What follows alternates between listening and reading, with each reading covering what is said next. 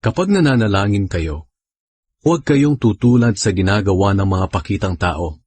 Mahilig silang manalangin ng nakatayo sa mga sambahan at sa mga kanto ng lansangan para makita ng mga tao.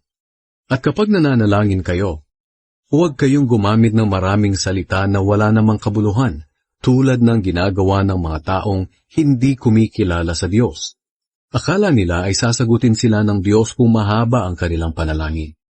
Huwag niyo silang gayahin, dahil alam na ng inyong Ama kung ano ang kailangan ninyo, bago pa man ninyo ito hingin sa Kanya. Kaya manalangin kayo ng katulad nito. Ama naming nasa langit, sambahin nawa kayo ng mga tao.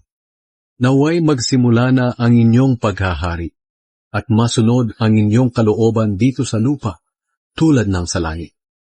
Bigyan niyo po kami ng aming pagkain sa araw-araw. Patawarin niyo kami sa aming mga kasalanan, tulad ng pagpapatawad namin sa mga nagkasala sa amin. At huwag niyo kaming hayaang matukso, kundi iligtas niyo po kami kay Satanas.